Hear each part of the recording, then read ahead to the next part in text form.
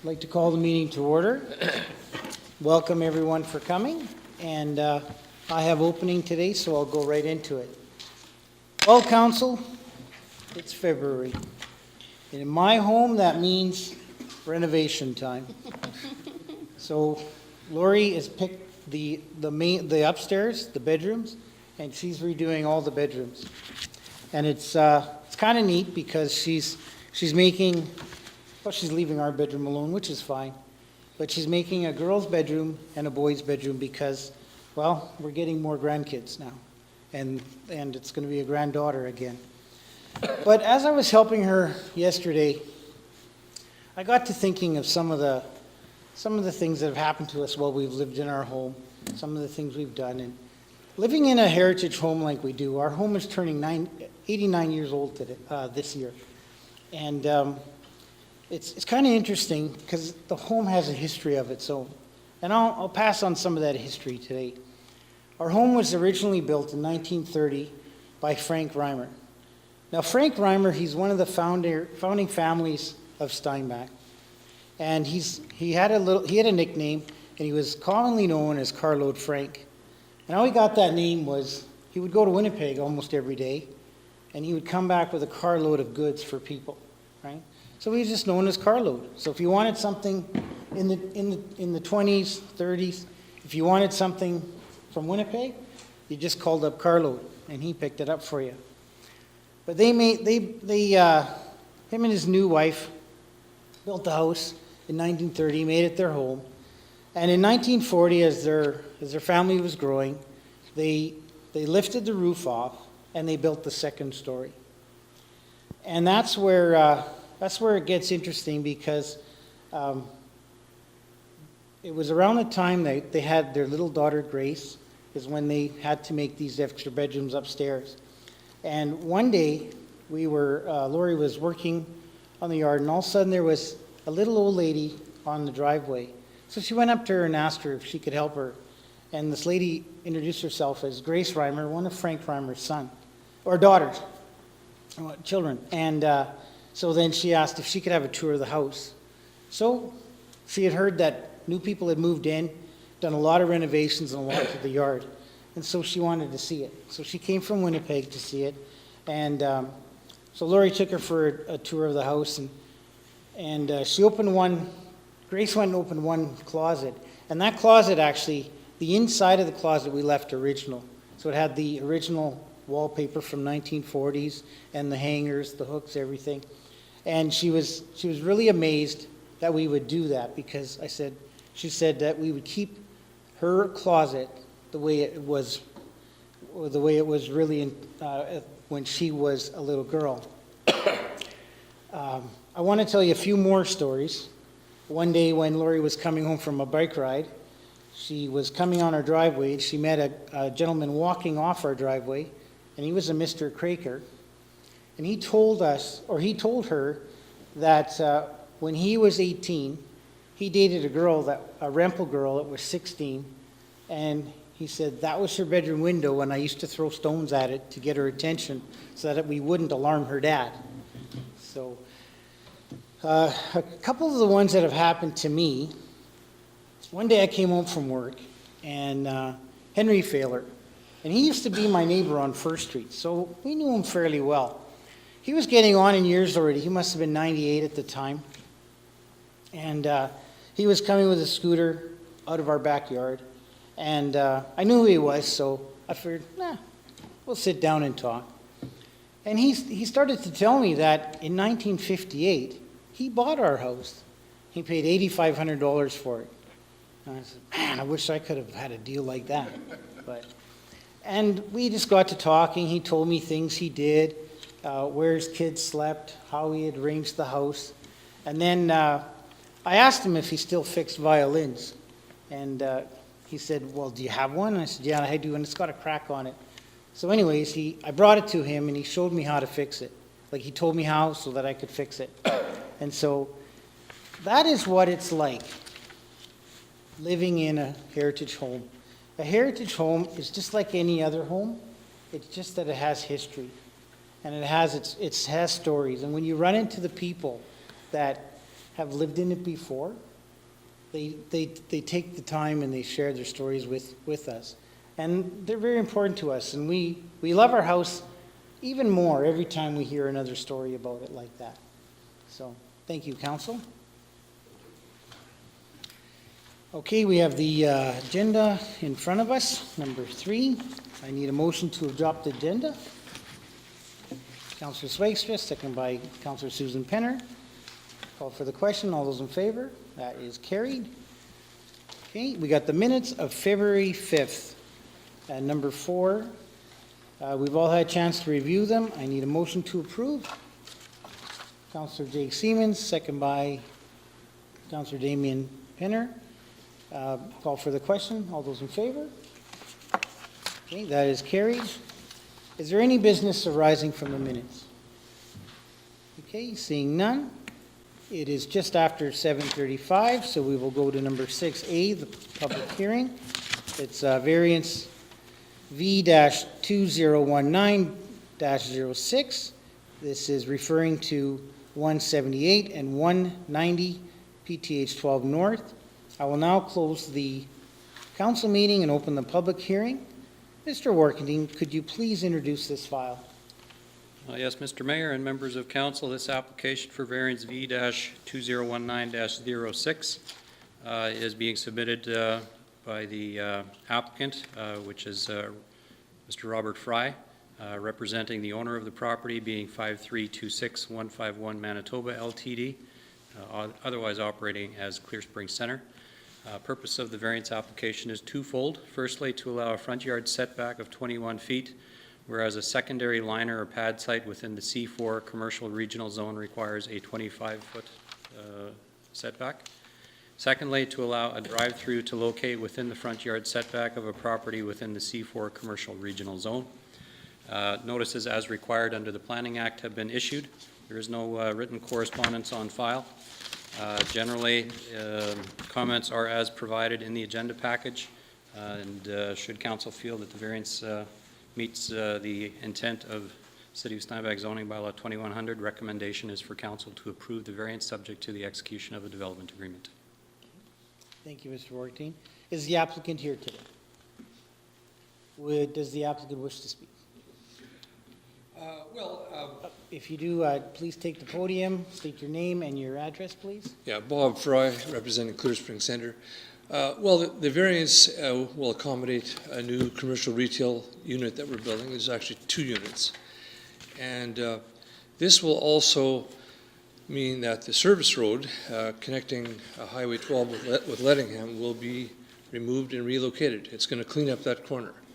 That corner is very congested. Traffic coming from Lettingham can hardly get onto the approach to Highway 12 or into the mall. And so that service road is going to be abandoned, and it's going to be moved west. It'll travel in front of the new building, and there'll be a new approach into Lettingham. So that's kind of a major result of this development, and I think it's going to be very good for traffic flow, and Lettingham is happy about it, and we're glad to do it. Council, are there any questions for the applicant? Okay, seeing none. Is there anyone here wanting to object to this file? Is there anyone here wanting to object to this file? I will ask one more time. Is there anyone here wanting to object to this file? Okay. I will now close the public hearing and open the council meeting. Council, how would you like to proceed? Council Michael Swagstra. Thank you, Mr. Mayor. I will move approval. And do we have a seconder? Councillor Jake Siemens. Go ahead, Councillor Swagstra. Thank you, Mr. Mayor. I think it makes sense to approve the variance application here. I think it's always exciting when we have new business that is coming to our city, and it's great to see that there will be a new 2 units, near Clear Spring Center. I do not have any concerns in regards to the front yard setback. The difference here is a 4 or 5 foot difference, which is not huge. And also I note that the official recommendation from our city manager is to approve. And as Mr. Fry noted in his comments, this does will improve traffic access to Lettingham by removing that service road and changing the access points. So it'll improve traffic in the area. We will see new business coming to our city. So those are very good reasons to approve this variance. Councillor Siemens, anything further? Anything further of council? Anything in closing? Okay, council. Yes, I agree with Councillor Swagstra. I think this is very good. I think it shows we're open for business. This is another business. This is exactly what we're looking for, economic development. So with that, council, I will call for the question. All those in favor? Opposed? That is carried. Okay, thank you. We have no delegations. Number 8, we have no reports and recommendations from the city manager.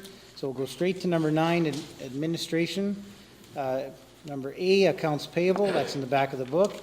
You've all had a chance to review. I need a motion to approve. Councillor Susan Penner, second by Councillor Damien Penner. No comments. Seeing none, I'll call for the question. All those in favor? That is carried. 9B, we have bylaw 2117, road opening, Murano Cove, third reading. That is on page 15. Mr. Workendine, could you please introduce this file? Yes, this is bylaw 2117, which is related to the proposed road opening for a short section of Murano Cove. This is being recommended for third reading.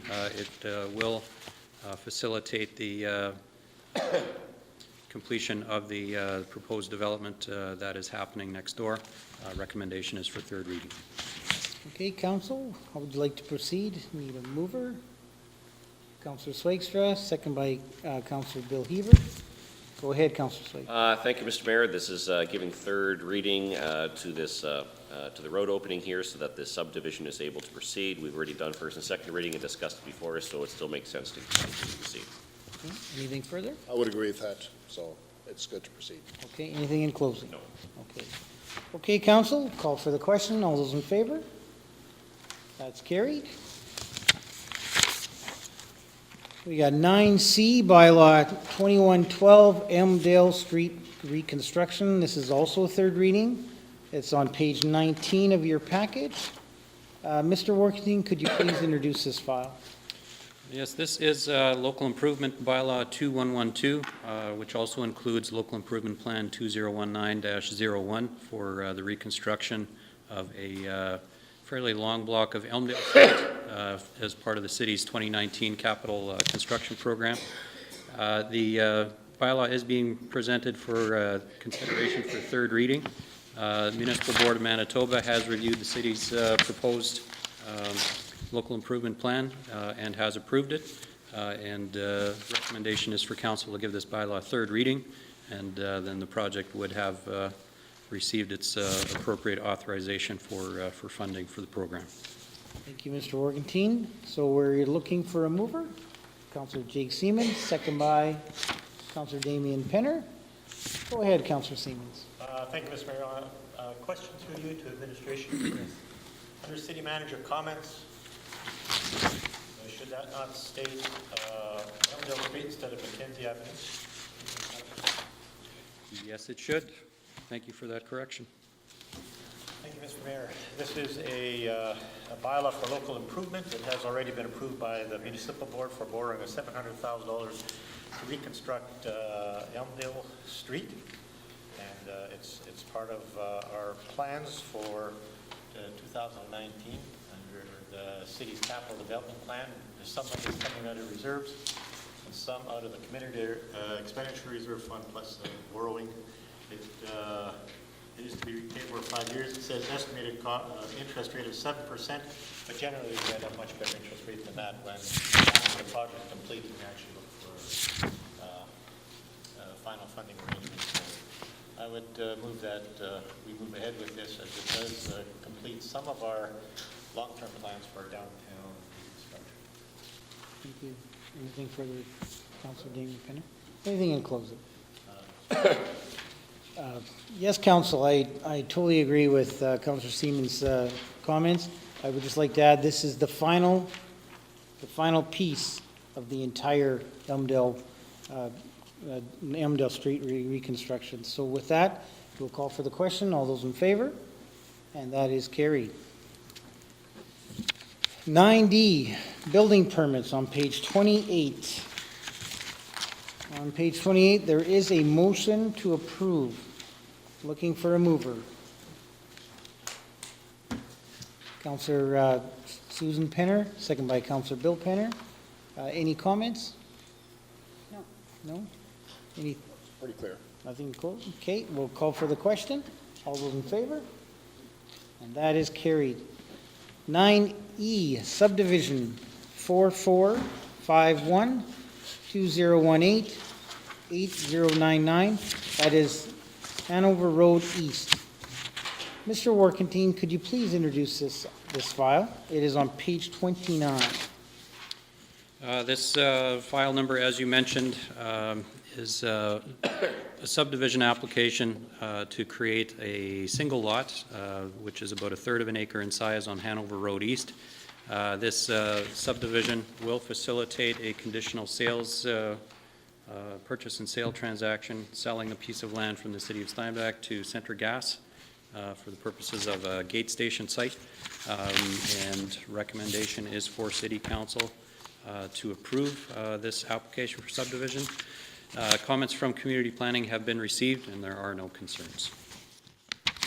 Okay, council, we need a motion to approve. Councillor Swagstra, second by Councillor Damien Penner. Go ahead, Councillor Swagstra. Thank you, Mr. Mayor. This is a file that we've looked at before. This is specifically approving the subdivision and of this 0.33 acre parcel, and this will enable the final completion of selling the land to Centra Gas and allowing them to build a utility station. So it makes sense for us to proceed with the subdivision. Thank you. Anything further? Anything in closing? Okay, council, we'll call for the question. All those in favor? And that is carried.